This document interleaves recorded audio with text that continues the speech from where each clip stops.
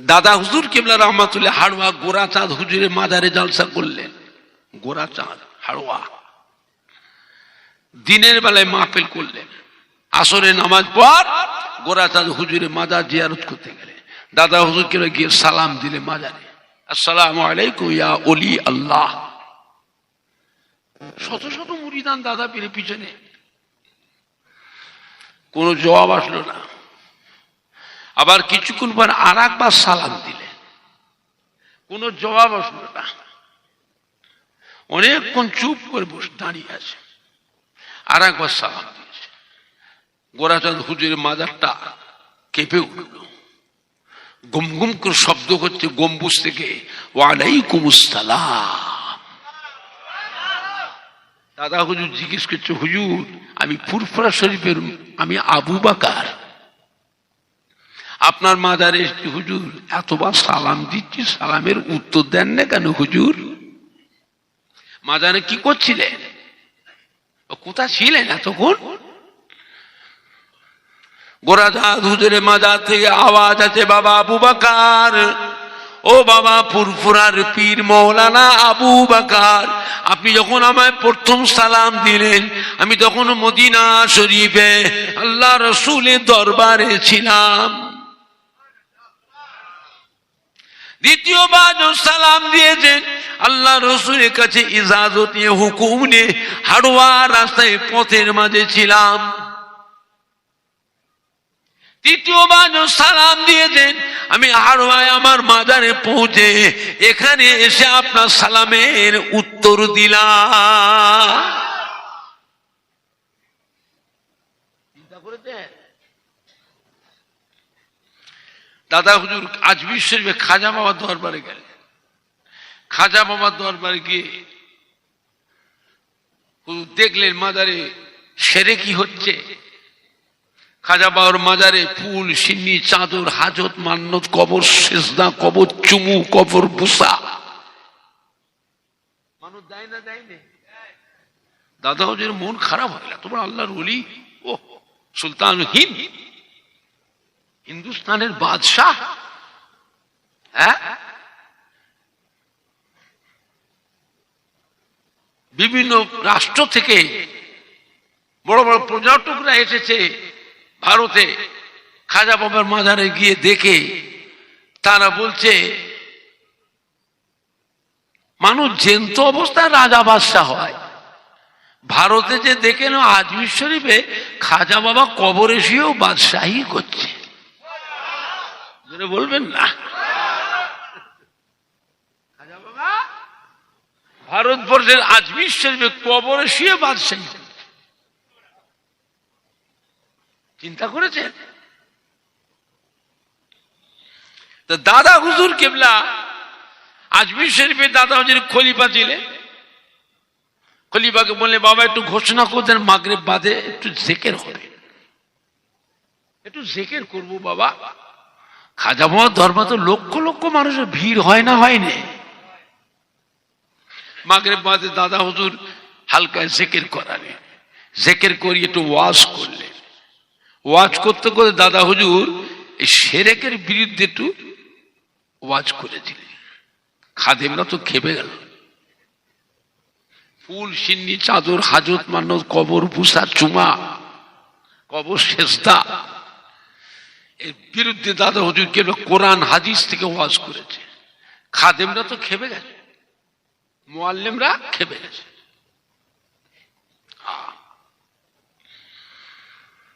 দাদা হুজুরের জানের দুশ্মন হয়ে গেছিল।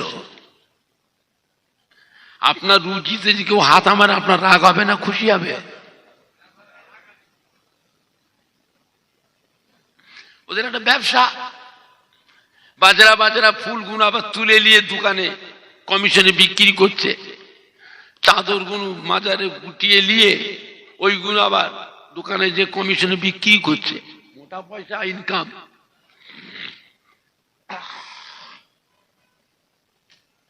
হারাম হালাল বাঁচে, যায় না যায় দেখে, টাকা হলেই হলো। কিন্তু সব মানুষ তো তা নয়। দুনিয়াটা স্থায়ী না অস্থায়ী? আখিরাত স্থায়ী। দুনিয়ায় যা করবেন তার ফল আখিরাতে পাবেন। যা করবেন তার ফল আখিরাতে পাবেন। তো দাদা হুজুর কেবলার বিরুদ্ধে ওরা যুক্তি পরামর্শ করছে, দাদা হুজুরের জানের দুশ্মন হয়ে গেছে। দাদা হুজুর আল্লাহর ওলি বুঝতে পেরেছিলেন, ওয়াজ করতে করতে বলে ফেললেন, क्या आप लोग देखने मांगते हो खुद खाजा बाबा क्या फरमाते हैं? जो लोग देखने मांगते हो तो आंख बंद करो।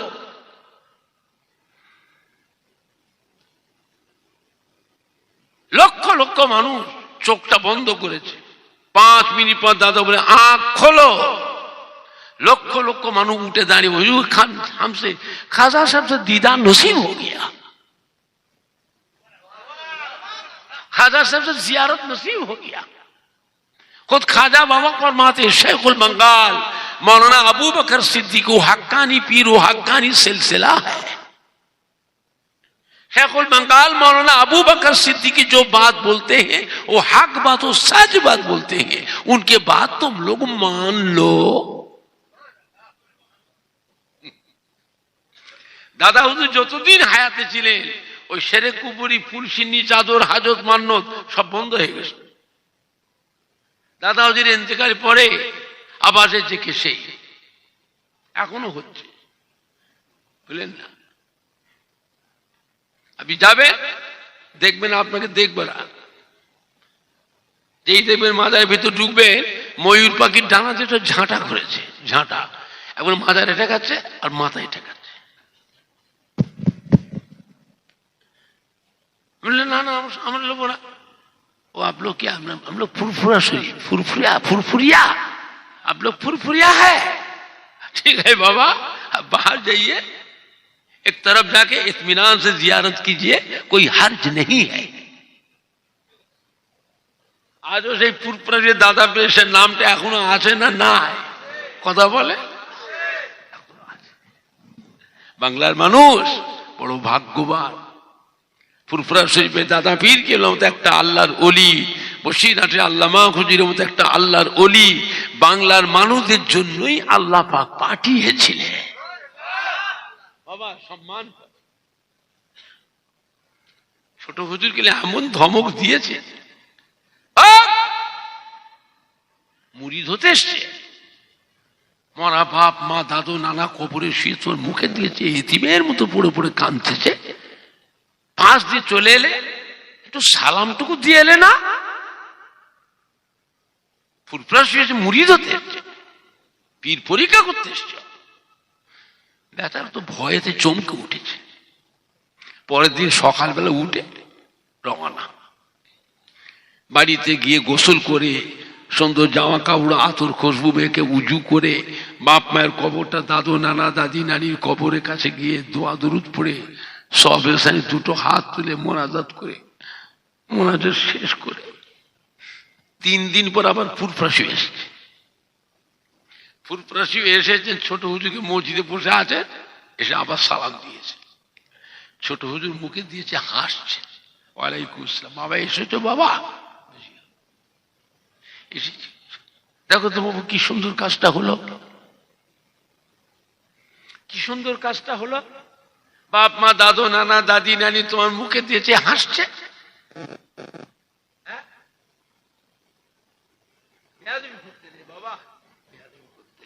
ভালো হবে সারা জীবন বেঁচে থাকা অবস্থায় বাপ মাকে বলে কারবার করে ব্যবসা চাকরি, কোথায় বিদেশে গেছো, কোথায় ঘুরতে গেছো, বাপ মায়ের দোয়া নিয়ে যাও। যতক্ষণ পর্যন্ত ছেলে বাপের ঘরে মায়ের কাছে না আসে, মায়ের কোলে ফিরে না আসে, বাপ মা সব সময় ওই বাচ্চার মুখে দিয়েছে দোয়া করতে থাকে, আল্লাহ আমার বাচ্চাটাকে আমার কোলে ফিরিয়ে দেয়, শহীদ সালামতে ফিরিয়ে দেয়।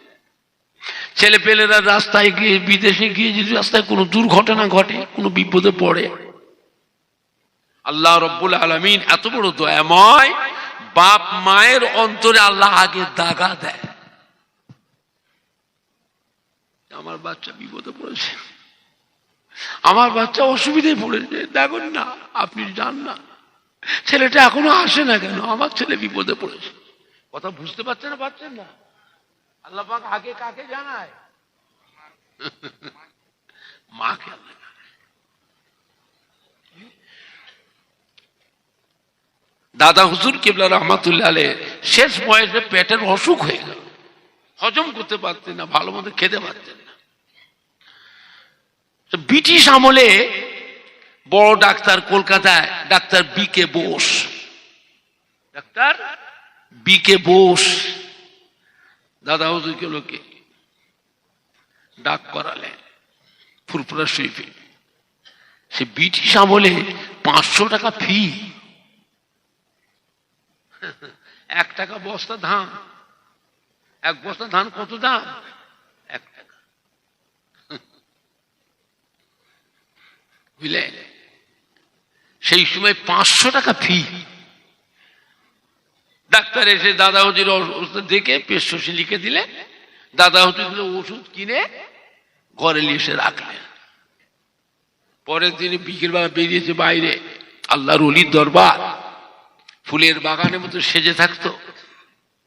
সবসময় আলেমানা, হাফেজ কারি, ইমাম, হাজি সাহেব, সুফি সাহেব, বড় বড় শিক্ষিত মিনিস্টার, অফিসার, মন্ত্রী, এমএলএ, এমপি সব যে যার নিয়েতে এসে দাদা হুজুরের দোয়ার জন্য এসে বসে থাকতো। দাদা হুজুর কিবলা রহমতুল্লাহ আলাইহি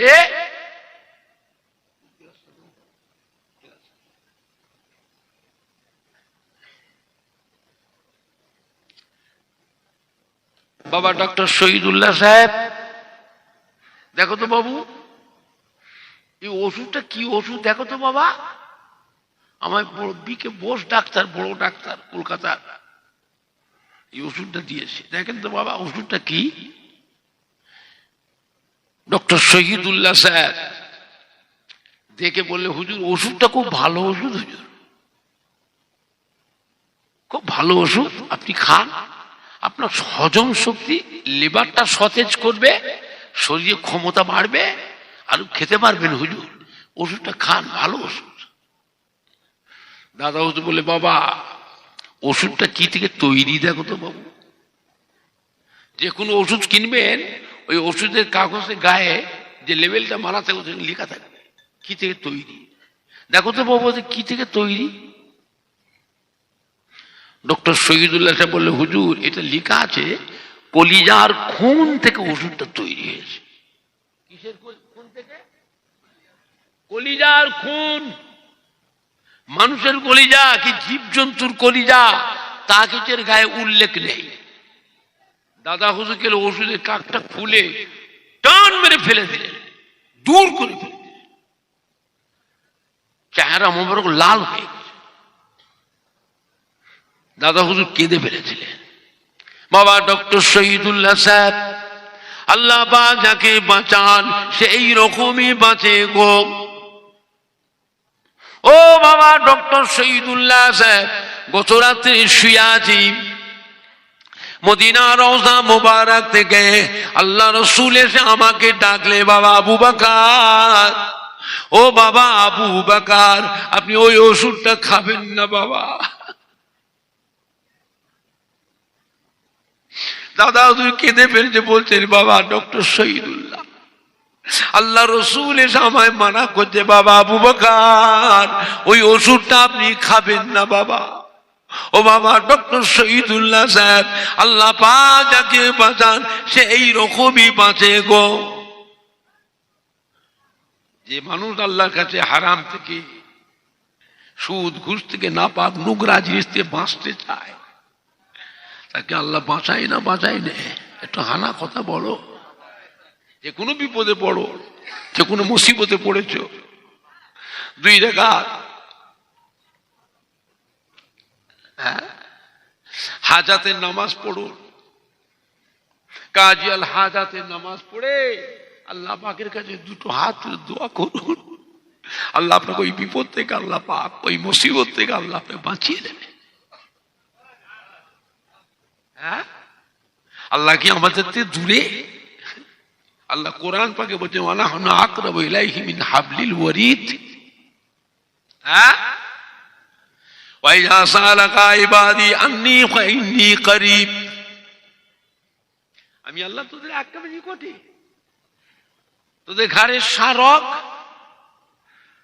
ওই যে হাড়ে মেরুদণ্ডের হাড়, এই হাড়ের ভিতরে সাদা একটা রগ থাকে না, কি বলে মেরুদণ্ডের হাড়, হাড়ের ভিতরে একটা সাদা রগ থাকে, সাদা রগ। আল্লাহ বলছে আমি ওর থেকেও তোদের কাছে আছি। জোরে বলবেন না? আর একটু জোরে বলা যাবে না? আমার বাপ জানেরা, ভাই জানেরা, কোরআন পাকে আল্লাহ বলছে চুলচুলে, বোঝেন চুলচুলে মুরগির গায়ে হয়, কি বলে চুলচুলে। আল্লাহ বলছে চুলচুলের পায়ের আওয়াজটা আমি আল্লাহ শুনি। জোরে বলবেন না? আমি আরশের মালিক। সমুদ্রের পানির তলে পাথর, পাহাড়, ওই পাহাড়ের গায়ে ছোট ছোট পোকা, ওর পেটের যন্ত্রণায় কাঁদে, কেউ শোনে না, আমি আল্লাহ শুনি। জোরে বলবেন না? আমার ভাইজানরা, বাপজানেরা, যুবকেরা, আমাদের কলিজার টুকরা সন্তানেরা আল্লাহ বলা হবেন না বাবা, রসুল বলা হবেন না, বুঝলে? মেজিলা হুজুর পীর কিবলা রহমাতুল্লাহ আলাইহি বলেন না, বাংলাদেশ মাহফিল করতে গেছে ফরিদপুর জেলা। ফরিদপুর জেলা এক ধনী মুরিদান, বড় ব্যবসায়ী, মেজো হুজুর কিবলা মুরিদ, মেজিলা হুজুর কিবলা মুরিদ। মেজো হুজুরকে দাওয়াত করেছে, মেজো হুজুর করে যাবেন, বেচারা বাড়িতে কি খুশির ধুম ফুটেছে। আগের জামানায় পীর ওলি আল্লাহ আলেম ওলামারা আসলে বাড়িওয়ালারা কত খুশি, পুকুরে মাছ ধর, জাল দে, এই বড় মাছ তোল, ওই পোষা মাছটা তোল। হুজুর আসবে আমার বাড়িতে, বাঁধা মুরগি, বাজারে যা মিষ্টি লিয়ায়, ফল লিয়ায়, রসমালাই লিয়ায়, রসমন্দিরি লিয়ায়, মুরগি ফাঁকড়া লিয়ায়, যা লিয়ায়, খাসি গোশ লিয়ায়, চর্বিওয়ালা গরু গোশ লিয়ায়, মাছ থাকে বড় মাছ লিয়ায়, কত রকমের মিষ্টির আইটেম, ফলের আইটেম। বেচারা বড় লোক, ব্যবসায়ী মানুষ, মেজো হুজুরের মুরিদান, বাজারে কাছে যে দেখে বড় মাছ, বড় মাছ দেখে ওর মনটা এত খুশি হয়েছে যে এই মাছটা কিনে নিয়ে যাব, আমার হুজুর কিবলা আসবে, হুজুরের সামনে বড় মাছটার কল্লা হুজুরের সামনে ধরবো, হুজুর কিবলা খাবে। বড় মাছ কিনে নিয়ে এসছে, মেজো হুজুরের গেছে, কাতলা মাছ, বড় কল্লা, থালে করে, বড় বড় সব পেটি, বড় বড় ডাকা, সব থালে করে সাজিয়ে মেজো হুজুরকে সামনে। মেজো হুজুরকে দেখছে, আর বাড়িওয়ালা ধনী মানুষ, ব্যবসায়ী মানুষ, ও পাশে দাঁড়িয়ে আছে। হুজুর খাবে, ও দেখবে, মনটা খুশি হবে। হুজুর সে বলে, বাবা আমি খাবো না, বাবা আমার জান ভালো নাই, বাবা আমি খাবো না। না হুজুর একটু খান, আপনি আমার পীর, আমার বাড়িতে এসছে, বাজারে গেছি, বড় মাছ দেখে মনে এত খুশি হয়েছে, এই মাছটা আমার হুজুর কিবলার সামনে ধরবো।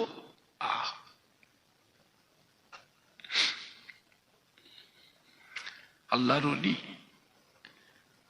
একটু খান হুজুর, আপনি খেলি আমরা সবাই খুশি, ছেলে মেয়ে, জামাই বেটি, নাতি পুতা, আত্মীয় স্বজন, ভাইপো ভাজা বাংলা সবাই মিলে আমরা খাবো। হুজুর গেলে হাতটা বাড়িয়ে মাছের কল্লার চোখটাই হাত দিয়ে, চোখটাই হাত দিয়েছে, এটা তুলে নিয়ে চুষে চুষে একটু খাবে। মেজো হুজুর মাছের কল্লার চোখটাই হাত দিয়ে হাতটা ছেড়ে দিয়েছে। খাবো না বাবা, খাবো না বাবা।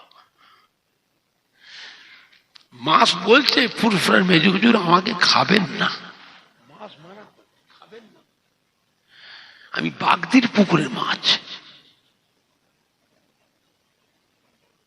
কাদের পুকুরের মাছ? বাগদির পুকুরের মাছ। বাগদিরে হেরে খায়, ভাত পচিয়ে কি করে, যে তাড়ি করে, হেরে করে, হাঁড়িয়া, বোঝেন না? ওইগুলো থালা বাসন ধোয়, মাছেলে পরে পুকুরে লিজে ফেলে, মাছে খায়। মাছ বলছে হুজুর খাবেন না হুজুর, আমি বাগদির পুকুরের মাছ। জোরে বলবেন না? আর একটু জোরে বলা যাবে না? হুজুরকে দেখেছে আল্লাহ নিয়ামত করেছিল বাবা, দাদা হুজুরের কলিজার টুকরা। একটা গোলাপ ফুল গাছে আল্লাহ পাক 5টা ফুল দিয়েছিলেন। কটা ফুল? 5টা। এক একটা ফুলে আল্লাহ পাক এক এক রকমের খুশবু দিয়েছিলেন। যেটাকেই ধরবেন তার কাছ থেকে আপনি নিয়ামত পাবেন। জোরে বলবেন না? আর একটু জোরে বলা যাবে না? আমার ভাইজান না, বাপ জানে না, যুবকেরা, আল্লাহ নবী হেঁটে হেঁটে যাচ্ছেন, হুজুরকে ক্ষুধা লেগে গেল, একটা ছাগল ঘুরছে। ছাগল ডাকলেন ছাগলের মালিককে, বাবা তো ছাগলের দুধ খাবো আমি। বলে ও তো দুধ নেই হুজুর, বাঁট চিপসে গেছে, বাচ্চা বড় হয়ে গেছে, ও ছাগলের বাঁটে দুধ নেই। তুমি হুকুম দাও। হুকুম দিয়েছে। আল্লাহ রসুল ওই ছাগলের কাছে বসলেন, বাটি দাও তো, বাটি দাও। দিয়েছে। আল্লাহ রসুল হাত দিয়ে দুই বাটিটা ভর্তি হয়ে গেল, আর একটা বাটি দাও, ভর্তি হয়ে গেল। সাহাবাদ খাও। আল্লাহ রসুল খেলেন, সবাইকে দিলেন, সবাই খাও, সবাই খাও। সবাই দুধ খাচ্ছে। সাহাবারা যেমন করে দুধ ওই বাটিতে তেমনই রয়ে গেল। জোরে বলবেন না?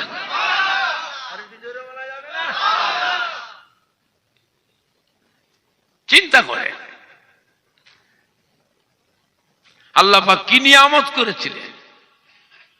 আম্মা জান হযরত আয়েশা সিদ্দিকা রাদিয়াল্লাহু তাআলা আনহা আল্লাহ নবীকে জিজ্ঞাসা করেছিলেন, আল্লাহ রাসূল, আল্লাহর হাবিব, আমরা তো আপনার বিবি, আপনাকে কত ভালোবাসি, মহব্বত করি, সম্মান করি, খেদমত করি, কিয়ামতের ময়দানে আমাদের কথা কি আপনার মনে থাকবে? আল্লাহ রাসূল বলে, বিবি আয়েশা, কিয়ামতের ময়দানে 3টে জায়গা মন আছে, যে 3টে জায়গায় আমি আমার গুনাহগার উম্মত উম্মতি ব্যাপারে দিওয়ানা হয়ে থাকবো। ওখানে আমার বিবি, আমার ছেলে মেয়েদের কথা আমার মনে পড়বে না।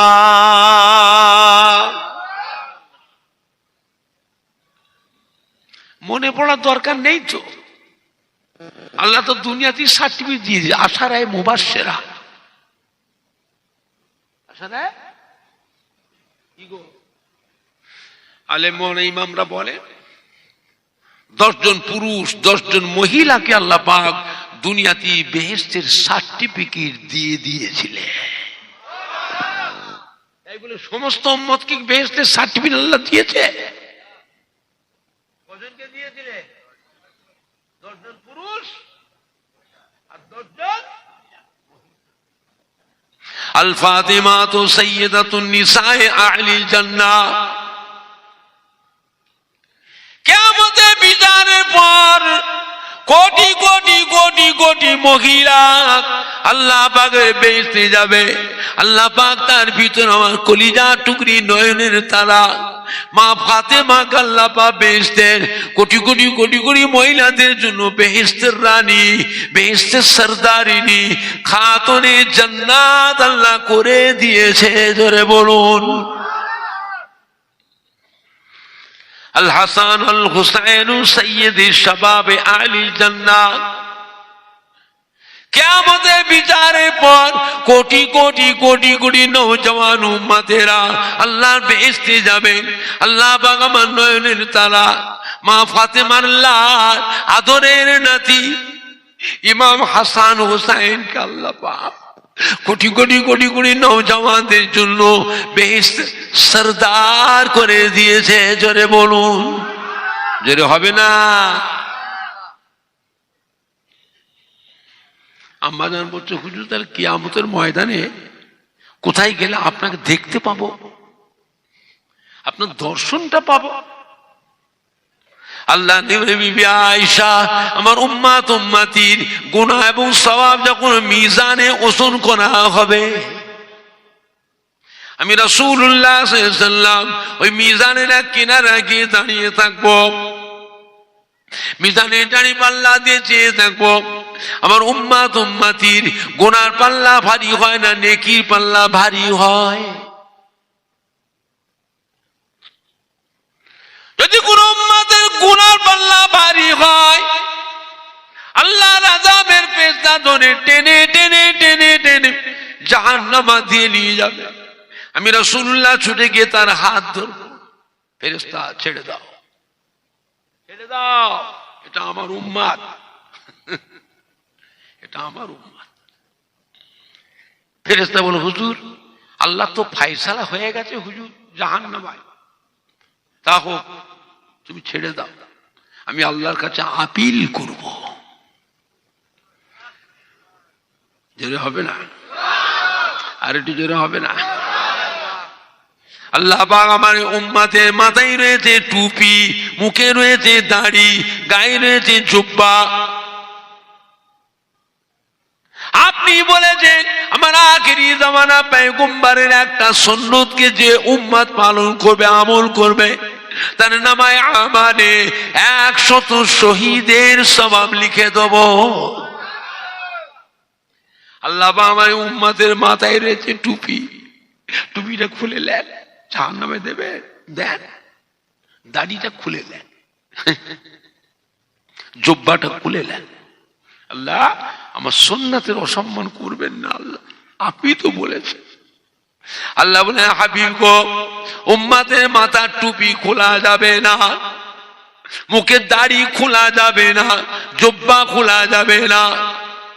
আমার আযাবের ফেরেশতারা আমি আল্লাহ পাক আমার প্যারা হাবিবের সুন্নাতের খাতিরে আমার হাবিবের উম্মতটাকে আমি আল্লাহ নাজাত দিয়ে দিলাম।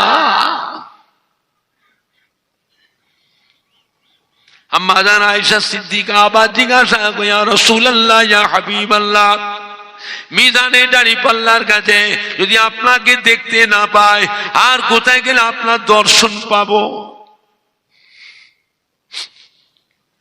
আল্লাহ বিবি আয়েশা আল্লাহর আরশে আজিমতে এমন একটা আওয়াজ হবে, ঘোষণা হবে আল্লাহ তরফ থেকে, এবার আখিরি জামানা পয়গম্বরের উম্মতেরা পুল সিরাত পার হবে।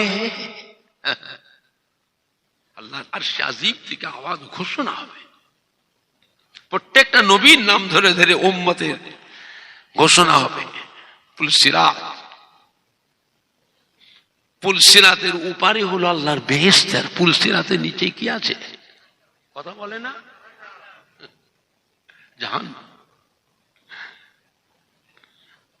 ও বিবি আয়েশা, আল্লাহ তরফ থেকে ঘোষণা হবে আরশে আজিমে, এবার আখিরি জামানা পয়গম্বরের উম্মত উম্মতিরা পুল সিরাত পার হবে। ঘোষণা শোনার সাথে সাথে আমি রাসূলুল্লাহ ছুটে ছুটে ছুটে ছুটে ছুটে ছুটে গিয়ে ওই পুল সিরাতের কিনারায় গিয়ে দাঁড়িয়ে থাকবো, পুল সিরাতের পানে চেয়ে থাকবো আমার গুনাহগার উম্মত উম্মতিরা কিভাবে কেমন করে পুল সিরাত পার হয়ে যায়। যদি কোনো গুনাহগার উম্মত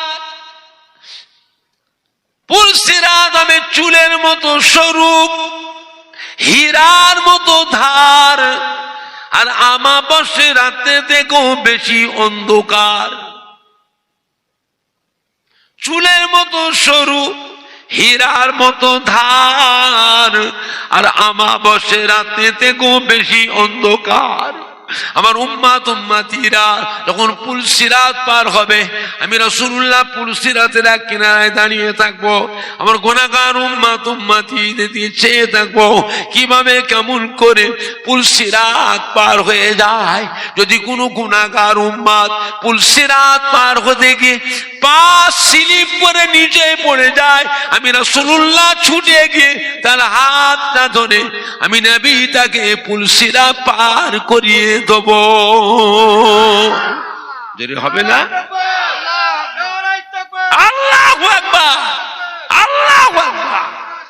জিন্দাবাদ, জিন্দাবাদ, আল্লাহু আকবার। আম্মা জান আবার জিজ্ঞেস করেছে, ইয়া রাসূলুল্লাহ, ইয়া হাবিবাল্লাহ, মিজানের দাড়ি পাল্লার কাছে, পুল সিরাতের কাছে আপনাকে যদি দেখতে না পায়, কিয়ামতে তো বিশাল ব্যাপার, আর কোথায় গেলে আপনার দর্শনটা পাবো?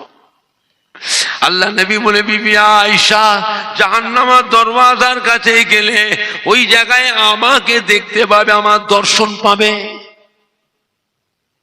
আম্মা জান হযরত আয়েশা সিদ্দিকা রাদিয়াল্লাহু তাআলা আনহা হাউ হাউ করে কেঁদে ফেললেন, আল্লাহ নবী গো, আল্লাহ রাসূল গো, জাহান্নাম তো ভয়ের জায়গা, জাহান্নাম তো বিপদের জায়গা, কষ্টের জায়গা, আপনি ওখানে কি করবেন?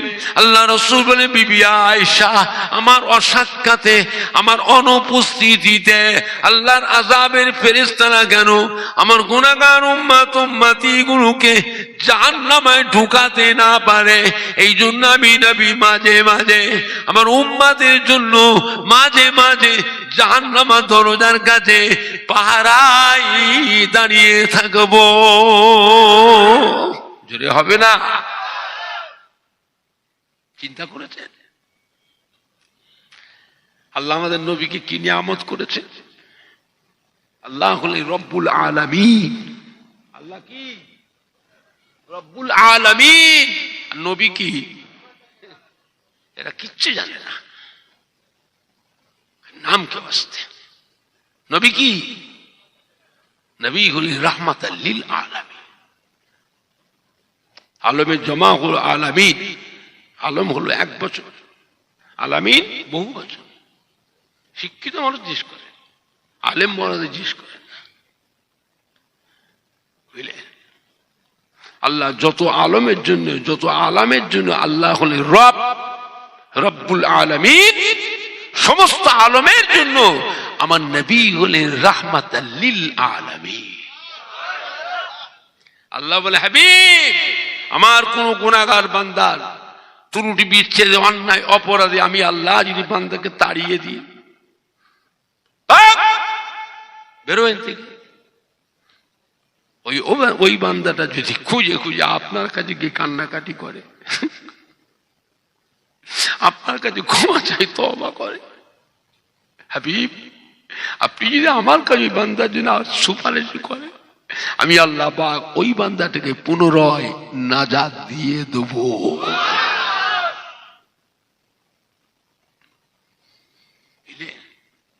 কাবা শরীফের ছায়াতে নবী বসে বসে কাঁদছে, কাবা শরীফের ছায়াতে আল্লাহ রাসূল বসে বসে কাঁদছে। হযরত ওমর ফারুক রাদিয়াল্লাহু আনহু এসে সালাম দিয়ে দিলেন, আসসালামু আলাইকা ইয়া রাসূলুল্লাহ, ইয়া হাবিবাল্লাহ। SK Multimedia 139 চ্যানেলটি সাবস্ক্রাইব করুন।